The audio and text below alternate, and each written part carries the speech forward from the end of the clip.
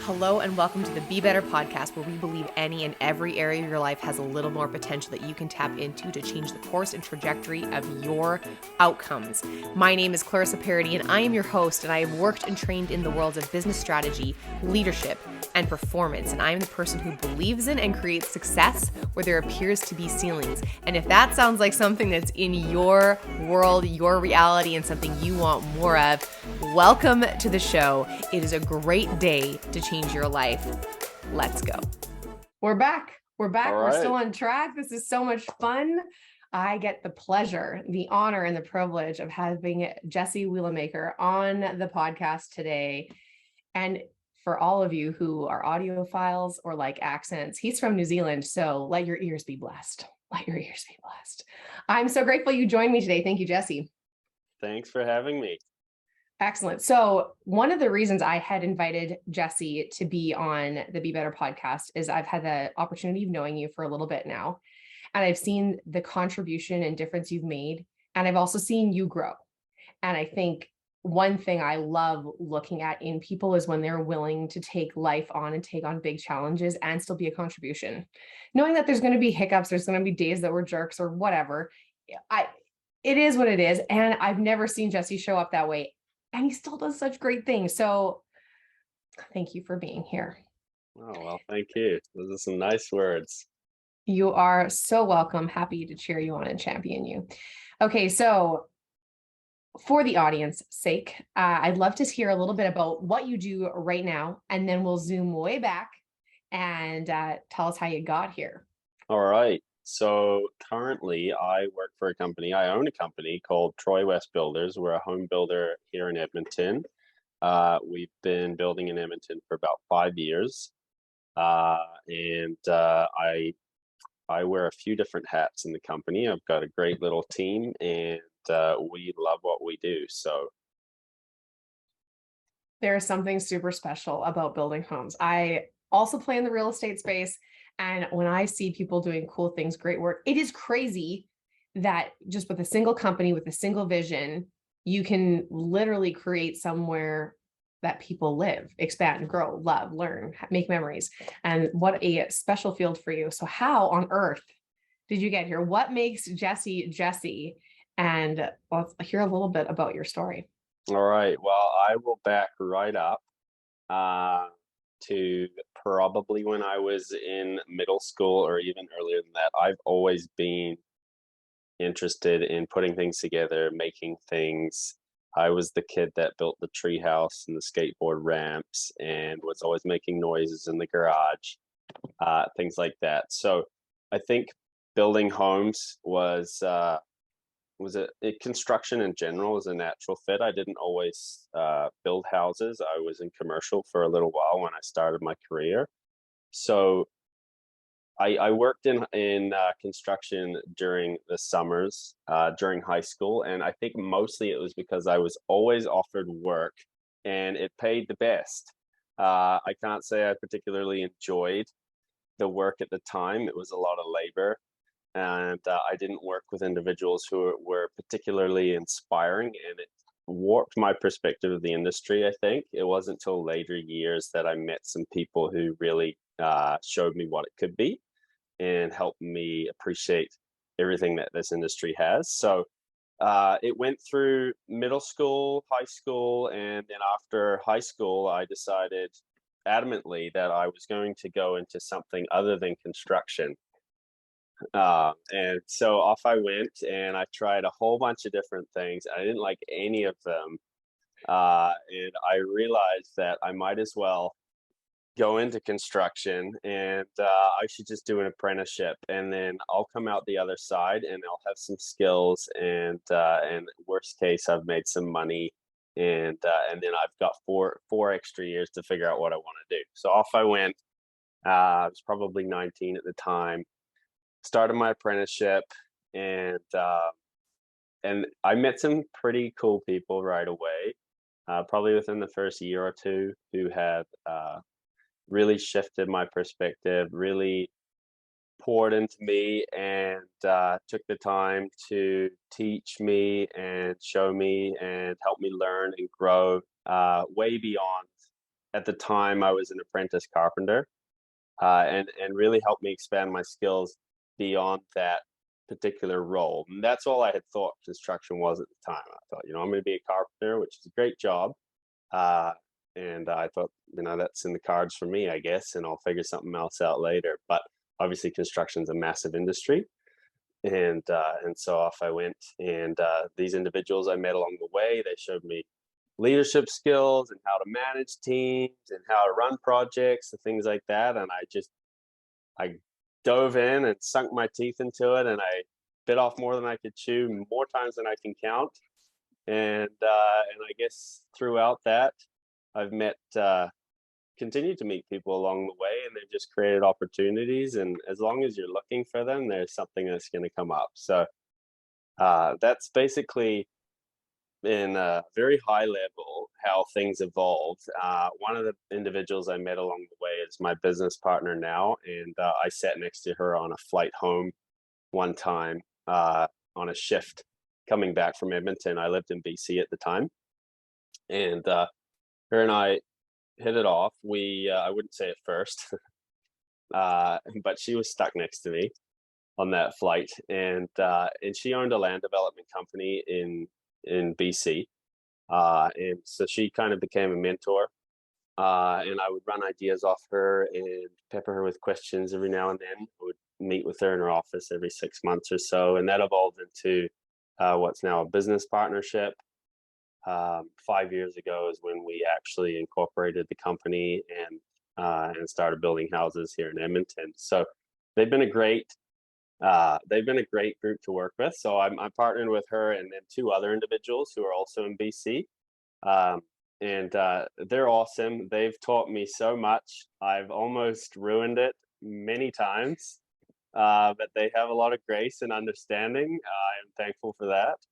And so I'm still here, and I really enjoy working with them and the opportunity to figure things out every day. So That's really fun. And it sounds like it's a chance for you to be curious and create. totally, Yeah. you get to steer the ship, and you get to pick where it's going, and you have to take all the heat that comes with it. And then you can ride, you ride the upswings as well, and I enjoy that the most. I've always looked at life as something I want to give 110% towards, and this role and this job lets me do that. So I don't know if I could see myself doing anything else. That's pretty special. And so, like, just to circle back, you did this through high school and then promptly decided it wasn't going to be something you did. And so, for listeners, there are going to be things that you learn in life, go through life, do in life, and you end up coming full circle. So, give yourself the permission to change your mind again. Because Jesse went in and you weren't even sure. You're like, I guess I'll just do this. I guess I'll make some money. And now he can't imagine himself doing anything else. And did that surprise you when you found yourself being like, I guess this feels good now? I think so, because for a while there was, okay, this is just temporary. This is just what I need, and I really need to figure out what I'm actually going to do.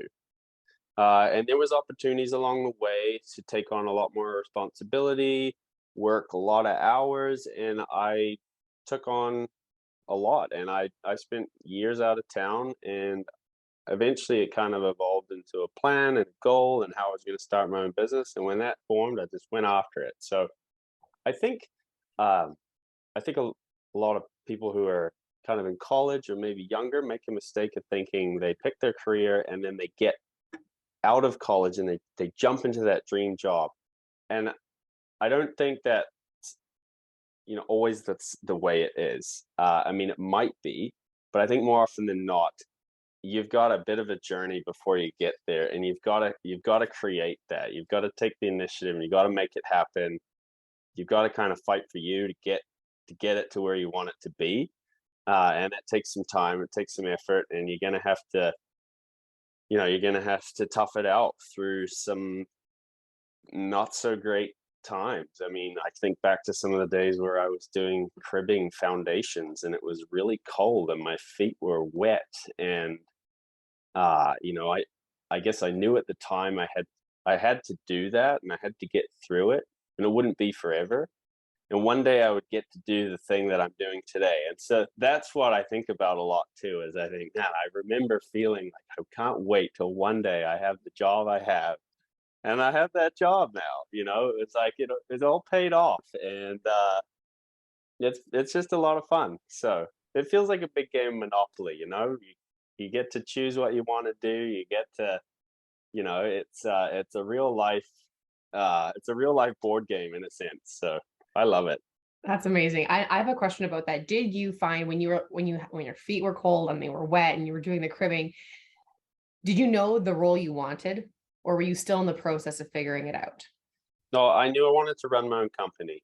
I Okay. know I wanted to build a business, and I wanted to be able to decide what we were going to do, how we were going to do it. And you know, I think back to different things that we were going to be doing, that we were going to be the best at, and how that's shifted or changed, and how you learn along the way, and it's all fun. And I really enjoy the part.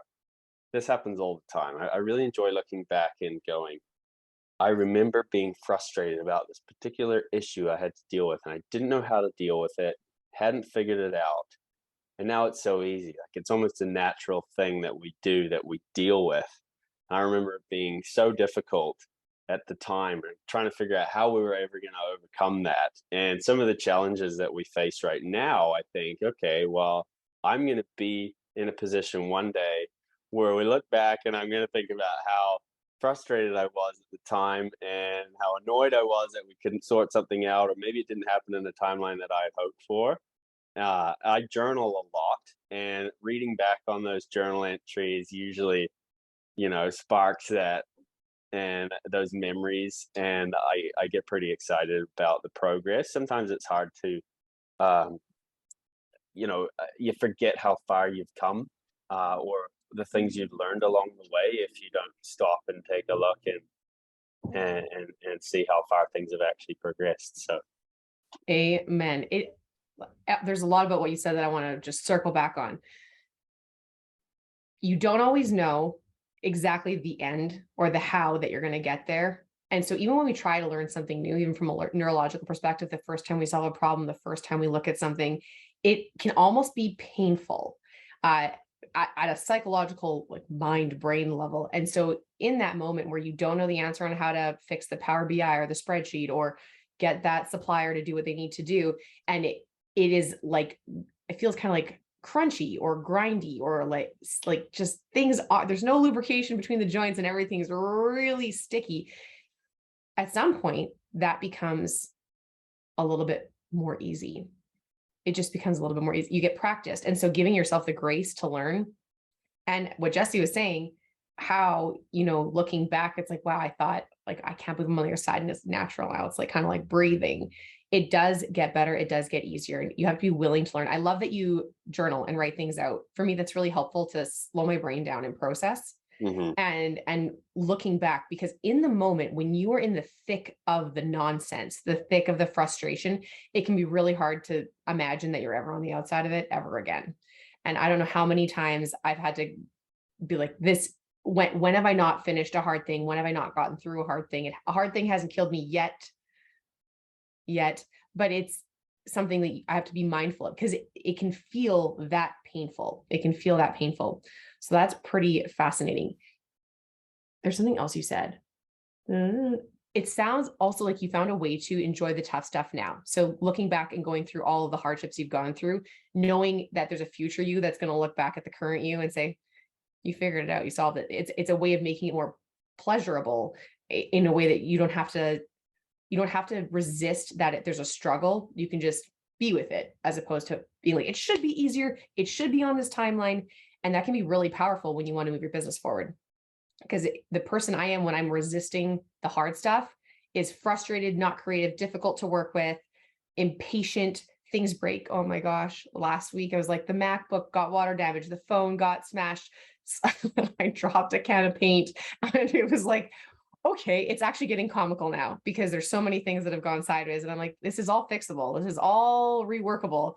It's just a matter of me recalibrating. And that journaling for me, I don't know what it does for you, but for me, it gets me to level set and process and slow down a bit. Hmm. Amazing. Are there, what, it sounds like it's a habit you've developed. Are there any other habits that you find are very helpful for you managing yourself? Well, I'm definitely an external processor, so I usually find someone and they become they become in whether they Dear choose to or diary. not. Yeah, usually it's the journal. But I have some groups that I'm part of, and they, as well as my partners, they provide. It's good to kind of talk things through, get some perspective.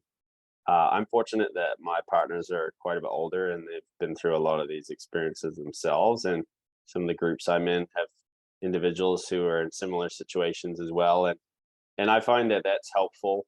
It, when the business started, there were times where I would get frustrated because things hadn't gone as planned. And then I realized that I was just wasting energy. I need to be able to pivot and navigate. And then COVID hit. And then we've got inflation. And then, we've got all these things happening and it's constantly hitting you. And so you just have to be quick and nimble and be able to navigate all these changes coming at you because they're not going anywhere. And the sooner you realize that, the better. And you just figure out, okay, well, I'm going to try and seize the opportunities when they're there and make the most of them. So, there's definitely times where I will feel uh, overwhelmed and things build up, and then eventually, I'll go back to the journal, or I'll chat with some people, or maybe I'll take a walk. I run a lot. I go to the gym a lot too, and a lot of that is just to give myself a mental break, kind of like pull myself away from what I might be absorbed in at the time, and just let the wheels loosely spin, and see what, try and be creative, or something so there's different things I do. And at the end of the day, I enjoy the challenges. I guess I don't know if I want to use the word stress because it has a bad rap, but I think I like being under, and I think I need to be under a certain amount of stress to really feel engaged. Mm, And so my opinion on stress is that uh, you're stressed because you care, and a stress-free life, although maybe people think that sounds really good, I think it sounds like torture because there's nothing that you would care about, and you'd kind of be floating through just in the motions. And who really wants that? And let's be honest, like, the world comes and it hits you, and you got to be able to navigate things. Like, that's life. So you might as well just grab it by the horns and fight back and have fun with it and try to make the most of it instead of trying to resist it all the time. So that's amazing. And I'm a person who also benefits from stress. And I mean, I'm sure, I don't know if you have, but I've had some pretty negative feedback of like, you only thrive under stress. And for me, it's giving me a chance to solve something and think differently. And fast forward from getting criticized to taking I ended up taking my master's in leadership. And one of the books, the worst book I've ever read in my life, turns out to be the most useful book. It was just so painful to read. It was so thick and dense. And one of the singularly most powerful analogy he gave was creative tension, where here's where you are, the rubber band is around you, there's another thing with where you want to be, the problem or something you have to overcome and you want to get past it. And when you stretch that elastic band, what have you done? You've created potential energy, which mhm. can really pull you forward. And so when I started reframing how I saw stress, it really made stress a useful tool and not an enemy. Stress doesn't have to be an enemy. And if you know how to manage or frame it, I wouldn't say manage it, because manage it sounds like you're trying to control your levels. I sometimes find stress comical, like the whole everything went wrong last week, or things that just go sideways at work or during photo shoots or what have you. And instead of flipping out, you just, okay, now what? Okay, that didn't go as planned. And it allows you to stay in a space where you're a little more emotionally and regulated. Specifically, when I say emotionally regulated, I really do mean your nervous system isn't losing its mind. Because if Mhm. you're losing your mind in your nervous system, you are spiking your cortisol, your brain is looking for danger rather than possibility, and you shoot yourself in the foot. And I'm interested in getting great results and not ones that are just haphazard band-aids over a bullet wound, personally. Personally. So you enjoy the tough stuff. I want to hear about some of the tough stuff that you came out the other side of and were defining moments for you. All right. Well, starting the business, I moved to Edmonton. I had never worked in residential construction before, and building a house was completely new. So, but I took it on as we're going to be this home builder here in Edmonton. And there was a lot of learning that first year.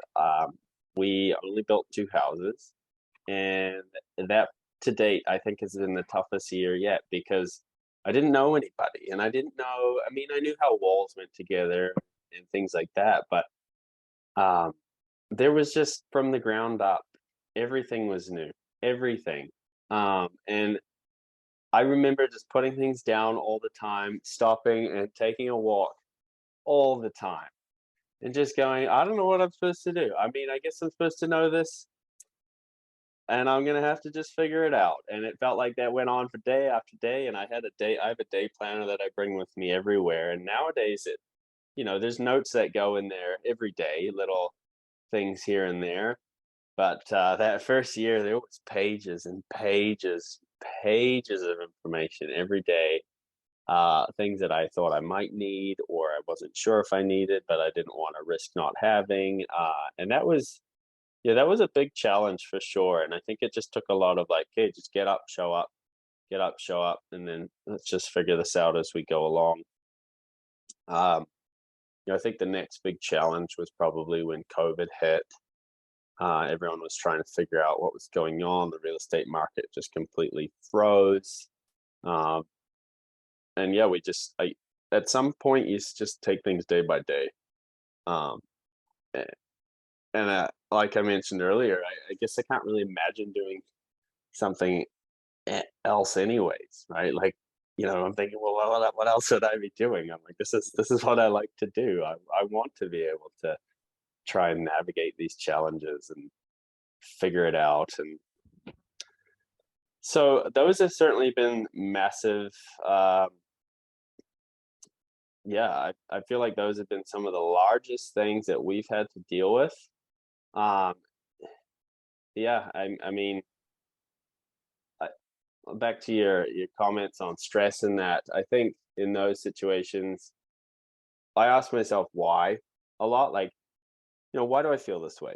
Why am I feeling like this in this particular situation? And then try to understand and assess, or I'll even journal about why I feel a certain way. And then by the time I'm done writing about it, I realize how silly it is, or maybe the feeling's gone, or maybe it's still there, and I've just been able to try and frame it differently.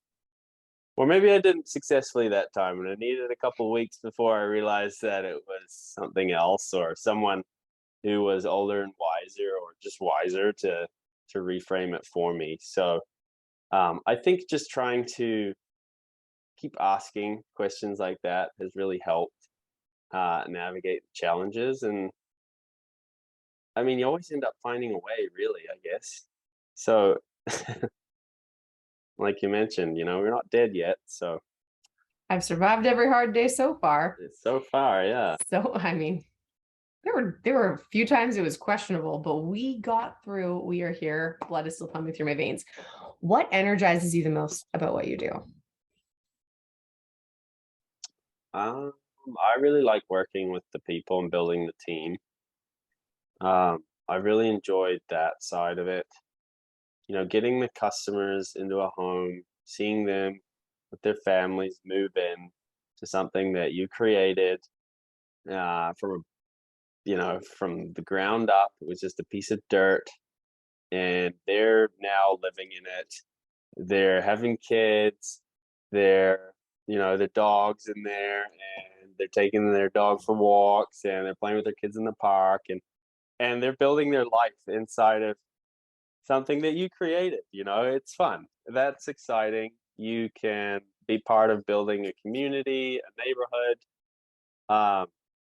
And then at the same time, you're able to add value around you with the trades you're working with and the suppliers and the consultants and yeah, there's so many different pieces to the whole machine, and being able to contribute in lots of different ways, I think is what makes it exciting and fun and fulfilling for me. I think it's what really energizes me. Um, yeah. That's so fun. I think to make it not about housing for anyone who's listening out there that doesn't build houses, when you create space where people can grow, learn, thrive, and become like make memories, become better versions of themselves, those containers are really important. So whether you're a nurse and you're creating that safe container inside of that hospital room, or you're, I don't know, maybe you're a teacher and you're building that class, or you're building that community, that sense of class in that classroom, there is space for all of it. So much like what Jesse's doing here, this is applicable to virtually every area of life, because you're just creating space for something to live, grow, and thrive, which is awesome. And this isn't the only place to make a contribution or difference. I can remember, so Jesse and I met, I don't know, 4 or 5 years ago, maybe something like Yeah, that. probably. And I actually didn't know who you were, and you showed up one day to one of our outdoor workouts when we were running stairs. I was like, "Who's this guy?" I was like, "Welcome, hi."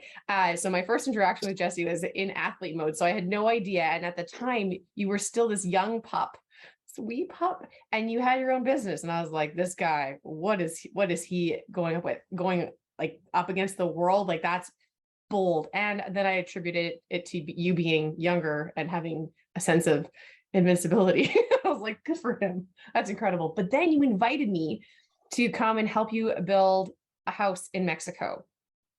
So I want to hear, like, you guys, his heart is so nice. So tell us about Mexico Home Builders. That's what it's called, right? Yeah, that's right. And it's a super original name. We wanted to make sure that no one had any confusion as to what it was that we did. So we I think I literally build go houses. to we literally go to Mexico and build houses. And it's a group that my friend and I started. Uh, and the idea came to be because we went on a trip to Mexico in high school to it was a humanitarian type trip. And we went and built this house. And it was through an organization, and it was so much fun. I can't say the house was uh, amazing. We were all in high school, and there was a lot of learnings that went on, but it was an awesome experience, and it was considerably better than the living conditions that the family had at the time. And out of high school, I thought, that would be really fun. I'd like to do that again. I thought, well, I can't go back to high school, so I guess I'll just have to figure out how to make this happen. So I went and Googled, home building, Mexico, things like that. The first organization that came up was Amor, and obviously starts with an A.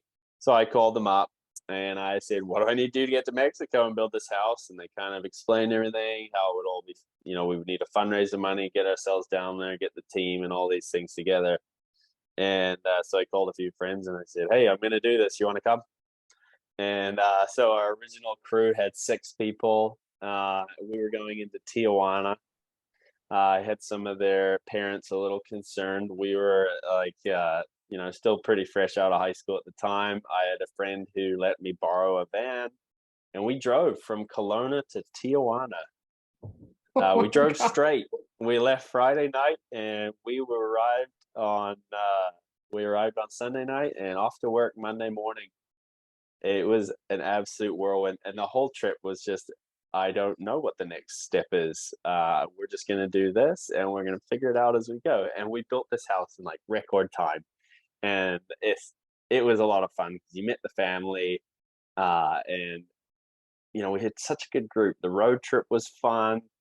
The whole thing was a new experience, especially driving in Mexico, especially that city as well. And just a new experience and just unknown completely the whole time, right? Managed to fundraise the money, get it all together, and of course, it was a huge success.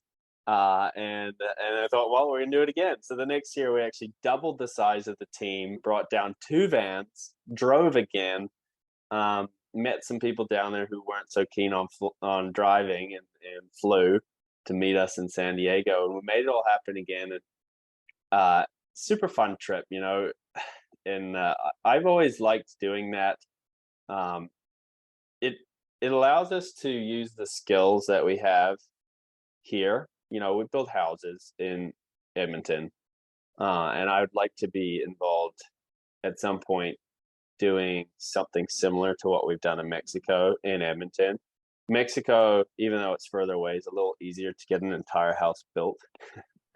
Um, and so, you know, there's skills that we have. There's people who are eager to do it. You just got to pull it together, and it makes such a big difference for these people down there. They're usually, single moms. They got a bunch of kids. We don't know where dad is. They're barely making it, and there's really no way for them to get ahead. You can't. You make a few dollars a day. You're never going to save up for land, or one of your kids breaks their leg or gets an infection or something, and there goes 5 years worth of savings. So it's impossible.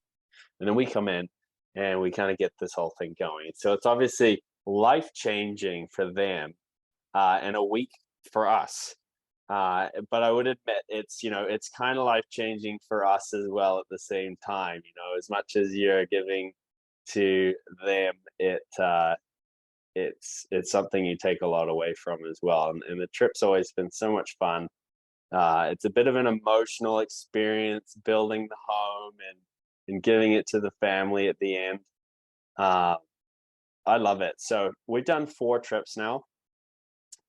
We haven't been able to do them recently. COVID was a little tough. One of the guys I planned the trip with, he got married, then he had his first son. And so there was some, complications along the way, but we're definitely planning one. And I was just reaching out to the organization the other day, teeing up our next trip here. So stay tuned, because probably going to be some point in the next year. That'll be a lot of fun. Mexico again. That'll be a lot of fun. I noticed you say it and I say it a lot too, is the word fun. So a lot of what you pick is something you enjoy, and it's not like type 1 fun where in the moment it's necessarily fun all the time. Type 2 fun where you're like, wow, I'm so glad I did that. That was a great time. I would do it again. And for listeners, fun can really drive your ability to stay in the game.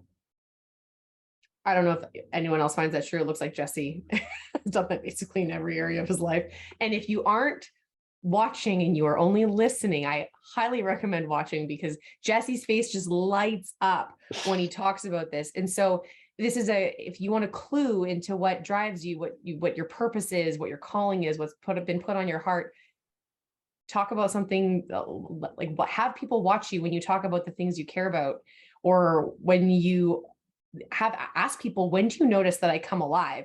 Because Jesse, this entire time, whenever he talks about making a difference or contributing, it's like, boom, like he comes alive with this home building experience.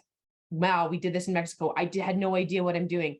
He just took the next step and the next step and the next step. So when you discover what it is that lights you up, and it can seem impossible. There's some, I'm sure, red tape obstacles. You have to find resources, time, money, people, a method of transportation. How do we actually do this legally? All of those things. It was just one step at a time. And much like your previous examples, with anything that went wrong whether it was when you first started your business and the first 2 houses you built, or even through le pandemic, it's just one step at a time, and it's figure outable. It's a level of tenacity that is required, and it doesn't have to be tenacious, in your face, aggressive. It can just be, okay, now what? Okay, now what? And what I also noticed in your speaking is that you got curious all the time. You asked questions, you made phone calls, you find resources, you find people that can support, help, or answer your questions, and assume that there's someone with the answer. If you don't have the answer, there is someone that does, and they will surely find it for you. And people love helping people. They love helping Totally. People love it. I have so many questions, and I always find people who want to help me answer them. Always. It's so fun. I love it. Jesse, I'm really enjoying this conversation. Okay, so Jesse, inside of his primary world, which is building houses and doing all the work, what is Jesse like outside of that world? What do you do? What are you up to? Well, I mentioned I run a bit, and I'm quite competitive, so I have to be cautious around what I pick up because I end up turning it into, I end up going a little bit too far with some of these things. I used to dirt bike and ski a lot, and of course, I still love those things, and I'd like to get back into them again. But there was this period there where I had to tone it down a little because you end up in the hospital a lot when you ride dirt bikes a certain way, and that's not always the best thing when you're trying to you know build a career and be somewhat reliable. But gosh, what I like to do. So I like to hike. I like to go and conquer a mountain or something like that. I did Mount Edith in Banff over Thanksgiving, and that was a lot of fun. It was probably one of the biggest hikes I've done, I think, or steepest, and I really enjoyed it. It was a challenge. I went with some pretty experienced individuals who were a lot faster, and I thought I was in good shape, but not compared to them. I like to travel a bit. I've got siblings all over the place, France and Nashville, and then one here in Edmonton. So some great places to visit. Originally from New Zealand, so I do have connections down there, and I'm actually planning a trip back there over Christmas, first time in a while. So That's we get to amazing. see some friends again. But I like to explore. Going on vacation with me is not relaxing at all. Um, it's yeah, I usually sleep less on vacation than I do here. And yeah, I like to give every day everything it's got. I want to hit the pillow at the end of the night and just feel exhausted. Like I just didn't have anything left for that day. And not every single day is like that. And there needs to be days where you tone it down. But for the most part, I really feel like I exhaust what I can from the day. So I that's I guess what I'm a bit more like outside of things. You may know a little bit of that from the stair running experiences. This guy had okay, so there's these stairs in the Edmonton River Valley, and they are by far the steepest rise run that we have. And they are also the most consistent rise run. A lot of other stairs change I've their, heard that actually. yeah. And so I picked them because my brain understands the stairs. If you change your rise run, I'm tripping and I'm embarrassing myself. So I'm not picking those stairs. So Jesse starts coming. This is again how I meet the guy. And he has a timer. Like when you said you were competitive, I was like, oh, I remember those rocks and how you'd hit your lap.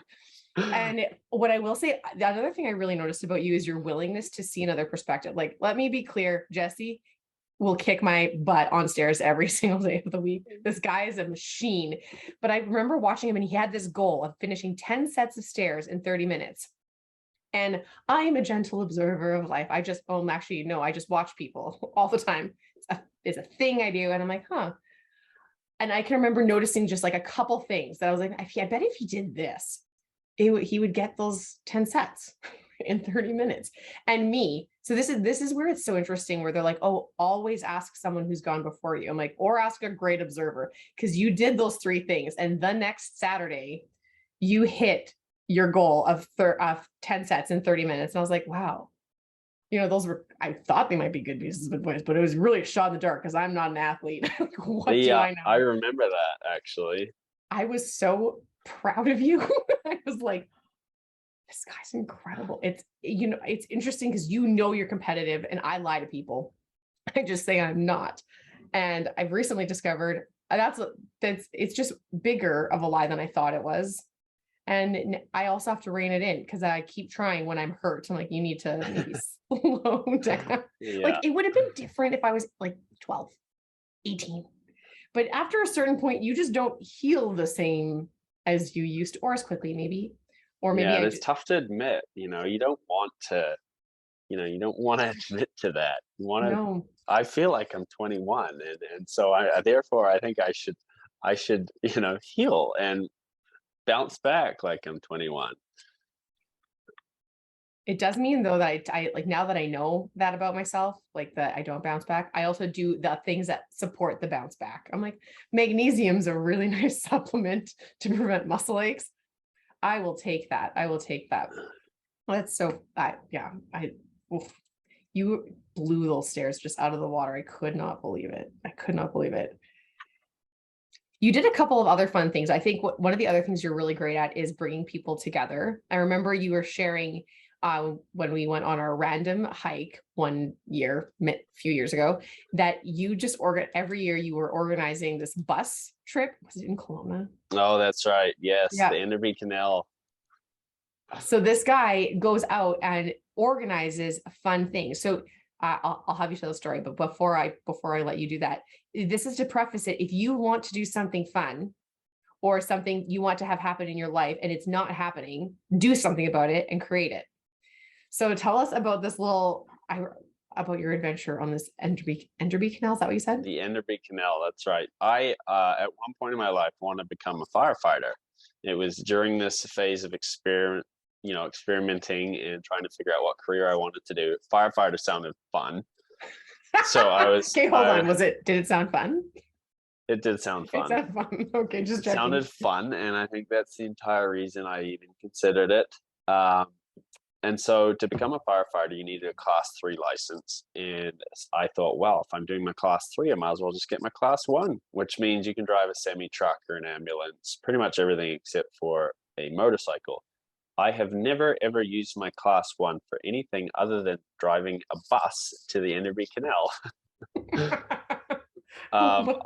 I've got a good friend in Vernon who owns about 100 buses, and he rents them out all the time for music festivals and things like that.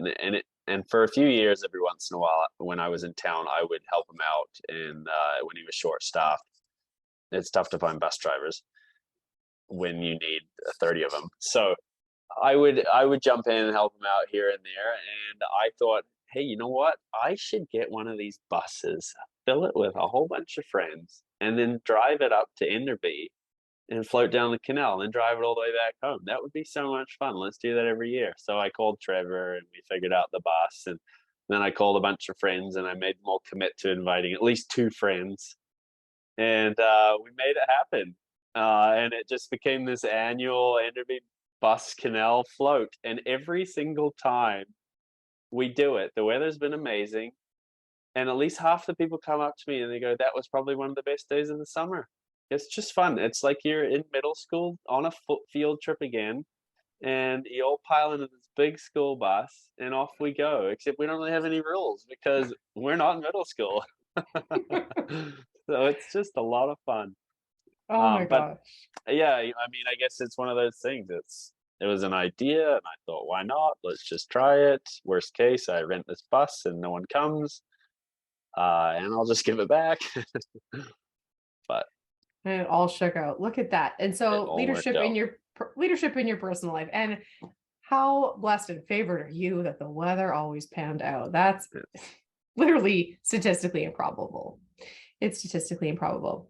Okay, to shift back into, now that you made me think about leadership things. Okay, so Mexico home builders, Enderby annual canal trip, owning your own business, finding mentors.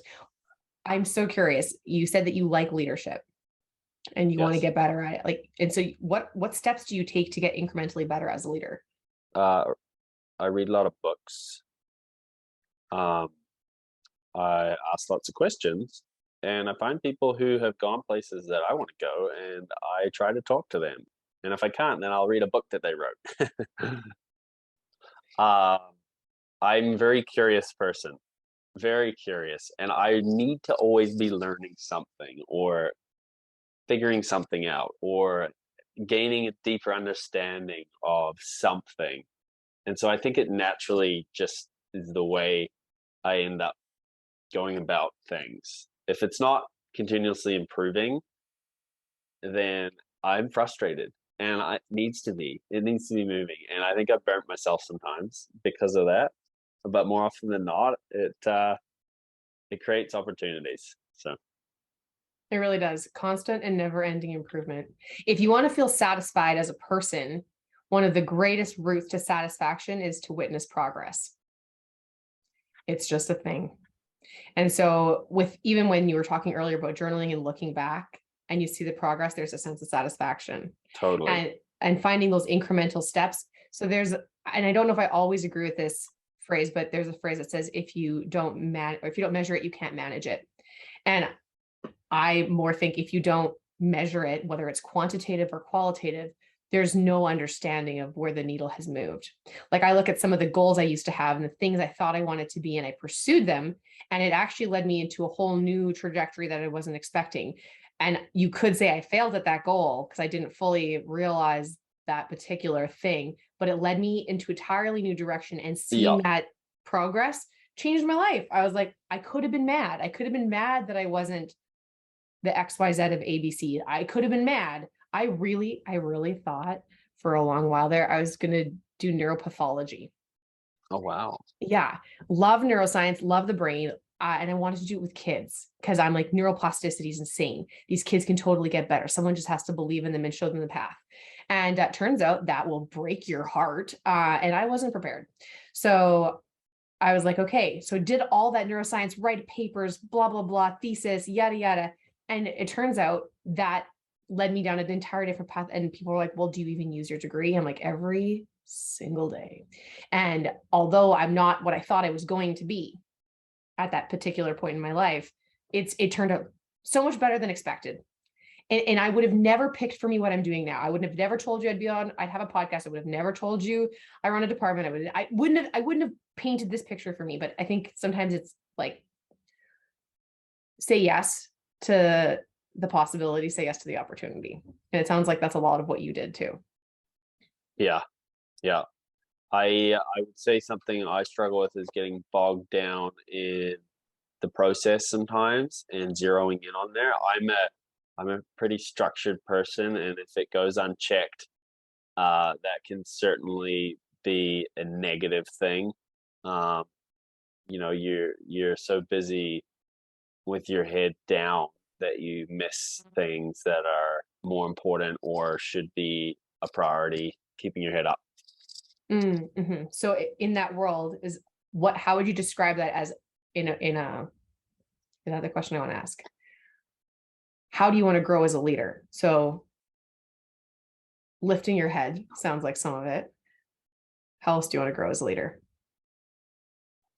I've always wanted to, I think becoming a better listener is always something that's top of the list. Empathy. I'm quite introverted, actually. I really enjoy being around people, but it doesn't recharge me, without making that sound negative.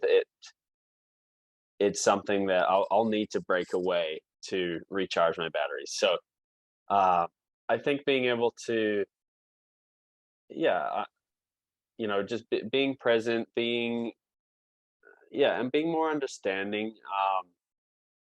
I've learned a lot about managing people and teams and such through COVID here, and as we built our team, and people have come and gone, and I think some of the faults I've made in the past is, and it's hard because you want people to work in a place where they're going to enjoy, they're going to thrive, but not everyone's always a good fit. And it doesn't work out that way, and there's nothing you can do about it, and that's fine. They might not fit your values, which is fine. And they may not enjoy the work environment the same way you do, and somewhere else is a better fit for them. And you're kind of wasting your time keeping them there or having them stay, right? So it's tough because it can involve some difficult conversations, or maybe and just in the misalignment there. And I think maybe just there's been a lot of learnings there, and but it's been good, and it just helps you become a better leader for your team, or just in life in general. I would say the challenges and things that we deal with on a day to day at work certainly I feel have allowed me to become a better person. More well-rounded, more understanding. things that I'm going to be able to use and leverage in the future. So Excellent. So what would you say is your favorite characteristic about you? favorite characteristic about me. Ooh, I'm very tenacious. I missed that. Didn't pick up on that one. You're very tenacious. And what would you say your least favorite characteristic about you is? Least favorite characteristic about me. Hmm. I think I need. I think I look for affirmation more than I would like sometimes. It might not always be from the correct sources, and I need to check that too. And I think that just comes with maybe a sense of, there might be areas where there just isn't a maturity level that I need to be at, or something like that. So Totally fair. And if you were okay, so we know you're tenacious and we know you have that other area you want to work on. If you were to say, if someone was to describe like Jesse's superpower is, well, what would they say? my superpower. Yes, superpower. I bounce back. I You just bound. keep coming back. Yeah, You're like a cockroach. I know. Like, you thought you squashed me, but I had one leg that was still good, and I came crawling back. Apocalypse? What apocalypse? That is so funny. Okay, we're going to rewind a little bit more because I want to know what brought you to Canada. Mm, wow. Okay. Well, I didn't have much choice in the matter because I was 12. That would Uh, make you a minor. that's right. So I was going wherever my parents decided to move, and they moved because we lived in a town in New Zealand. It was called Queenstown. Well, it still is called Queenstown, and is very much still there. Uh, it's like Whistler or Banff. So really fun place to grow up. Lots going on. Bungee jumping, jet boating, skiing, skydiving, all those extreme sports you could think of happened in this town. Uh, Not a lot outside of tourism, though. And my mom has always been a huge advocate for educational opportunities for kids. And the town we lived in didn't have a lot to offer. So moving was going to happen. It was going to happen for sure. And it was either going to be in New Zealand, somewhere else, Australia, um, right next door, which when you're from New Zealand, you can hop over to Australia without much in terms of visas and things like that, from what I understand. Or it was going to be in Canada. My mom's Canadian, so we all got a free walk in, except for my dad, basically. And so the option was there, and Canada was chosen. Uh, my parents picked Kelowna, BC, where none of us had been before. And so my parents sold their business at the time. They had an art gallery that was kind of a part-time gig. And my dad quit his job in the police, 26 years of service. And we sold everything that had a electrical outlet, um, and a bunch of other stuff, put it all in a shipping container, put it in a boat or in a truck that went into a boat, and then off we went. It was a big deal, you know. It was like we're saying goodbye to all the friends. I didn't want to move at the time. I had some good buddies. It was a really pivotal change for me. You know, you're leaving everything that you have known, the comfort of your friends. You know, you were one of the people that people wanted on your team during lunch, for baseball or soccer or whatever you happen to be playing. And we moved to another country. I think, you know, it gave me a feel for what it would be like people moving from other countries to Canada just for the opportunity. Except we had the same language, so thank goodness for that, because I couldn't even imagine if you didn't know English. what that would be like. But it was tough, and so yeah, we moved over, and it was like, all right, we showed up in Vancouver, rented a van, and drove to this place called Kelowna that had a lot of sunshine, and we camped for the first 2 weeks. We lived in dorms because it was summer, and they had some accommodation available for another 2 weeks. And my parents bought a house after that. They had no jobs lined up. And dad decided to start picking apples because he needed something to do. My dad talks a lot, and so he didn't make more than about $4 an hour. Uh, and yeah, we just started a new life there. And I think it was probably a full year before I felt comfortable and I felt, um, yeah, comfortable. You had some friends, you were settled in. This was a new way of life, and thank goodness I have a really great family environment. Because if that wasn't there, I think it would have been pretty difficult to navigate the change that we all went through as kids, especially at that age. But that essentially was the primary reason, and it wasn't really until a few years later we went back for our first visit, and I saw the town we lived in, and at the time, a lot of people hadn't really moved on, it hadn't changed much. And I remember thinking, I'm glad we moved. I would have still been here. I would have still been doing these things, and I don't really want to be doing that. And so, as tough as it was a really good move. And I think our whole family's been very independent. Uh, my sister moved to France by herself, and just made it happen. My brother now in the States, and we've all been very comfortable with new experiences. And I think a lot of that is credit to my parents because of what they did for us when we were growing up and how we moved, halfway across the world in search of a better opportunity for all of us kids. So I definitely take my hat off for my mom and dad on that one.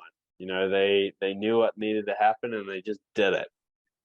So It sounds like they shaped you a lot. yeah, I think they did for all us kids. So we're all pretty adventurous, and yeah, independent, I should say. So And I also think it sounds like all of you have intestinal fortitude.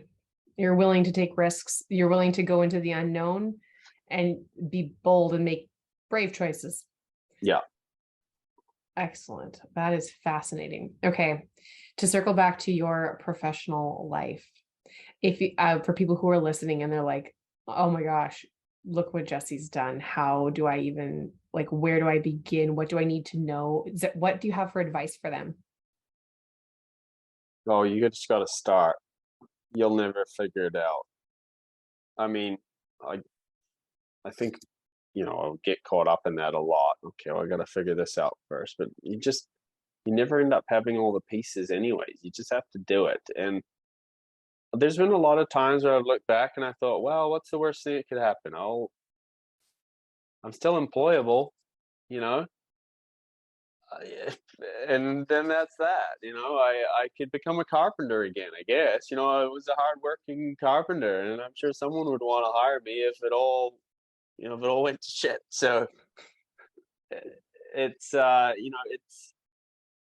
yeah, you gotta jump out there and just give it a shot. And it's probably not gonna happen the first time. And I look back at the path of my career and all the things that have happened along the way, and it's not a straight line at all. Um, it's just a buckle up and hang on. Isn't that the truth? If you would have known that you were here today, what would 20-year-old you have said? Oh, he'd be so excited. He'd be so excited. Oh yeah, he'd be excited because 20-year-old Jesse was kind of unsure. I was like, wow, these careers don't look very fun. I just want to ride my dirt bike, but that doesn't seem to be working out. And it's also not paying the bills. And I would be really excited about how I had found something that was exhilarating as riding a dirt bike, and I'd made a career out of it. Amazing. And what are you most proud of? Most proud of.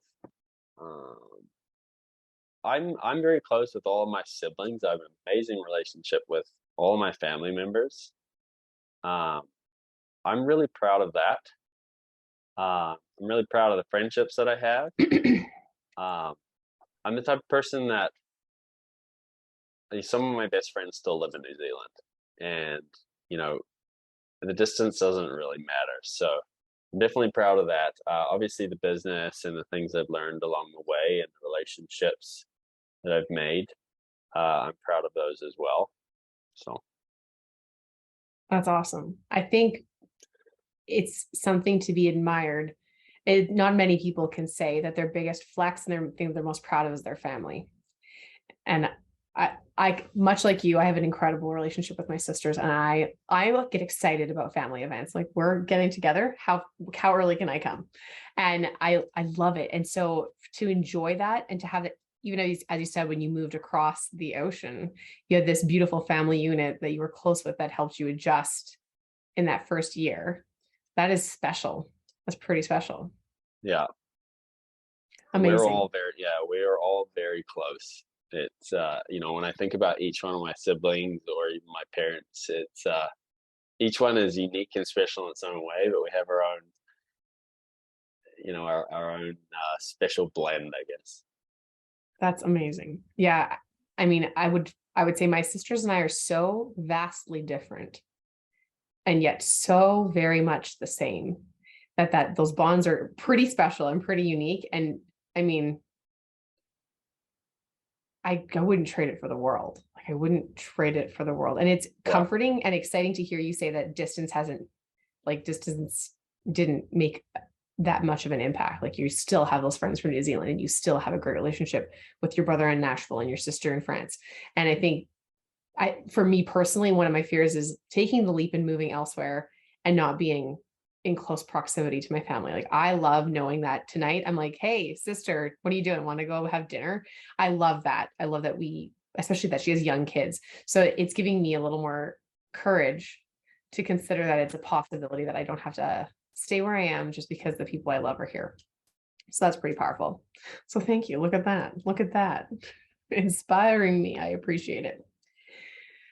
Oh, well, Mr. Wielemaker, if you were to leave the audience with anything that you must share, that you want to impart on the people, what would you like to share? ooh, what would I like to share? Um,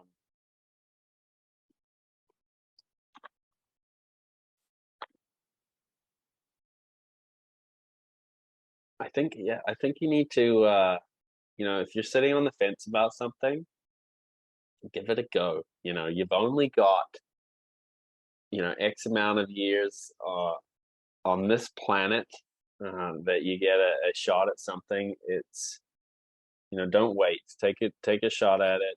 Try to make it happen. If it doesn't work, you've always, as long as you're employable, you're, you've always got something to go back to. That I love to take risks. It's in my nature, and I get you know, that's not the case for everyone. And I also have the ability to do those things as well. I don't have dependents that rely on, on the security that those things bring. But that doesn't necessarily mean it. My parents were the same. They left everything and off we went. And there was totally unknowns. Like, we didn't know anybody. So take those chances and don't wait. You gotta make things happen. So that's what I would impart on the audience. Make things happen, get up, show up. And you know what? I will say maybe this is where that dirt biking came in with your willingness to take risks, because that's a risky sport. That is a It is. dangerous sport. But yeah, be like what's the worst that could happen, and recognize having that perspective, being like, oh, I just start again. Like, stop making it mean something. And I think a lot more people can create the magic you've been able to create in your life. I would agree. Amazing. Can you believe it's been over an hour? Wow. Well done. Well, this was a lot of fun. You guys need to check out Jesse's work. If you have interest in joining Mexico Home Builders, it literally means exactly what it says. There's ways of finding and getting a hold of Jesse to be a part of the beautiful things that he's creating in life. Jesse, where can people find you? We are on pretty much all social media platforms. Mexico Home Builders on Instagram. If you search it on YouTube, actually, you'll see some video blogs of some of the previous trips, which I'm sure you'll enjoy, and it will give you a very candid view of what it's like to be a part of the trips. They're also quite amusing to watch. At least I hope so. And then with the business, again, we're LinkedIn, social media, Facebook, Instagram, all those platforms. So we're out there. It doesn't take a lot to find us. TroiWest Builders or Mexico Home Builders, or just my name in general. I'm sure if you pop it into Google, all those options are going to come up. So amazing. And for those of you who don't know how to spell TroiWest Builders, it's TROI West Builders. And that you'll be able to find the man, the myth, the legend himself, Jesse. That's right. Well, give me a call. Amazing. And I mean, there's stuff to be learned by this guy. Also, if you follow him, he sometimes puts up adventure videos with his creative editing with his GoPro. I always find those entertaining. I love watching them and I look forward to them. Well, thank you again so much for joining me today. I know it took some time out of the middle of your day, and I am very grateful that you joined me on the Be Better podcast. You're most welcome. Thanks for having me. If this podcast has landed with you, served you, provided value, please let us know. Give us a like, subscribe, share it with a friend that you know it will make a difference for. We are here to be a contribution and a service to others. We cannot wait to see you next time. Thanks again for tuning in. Take care.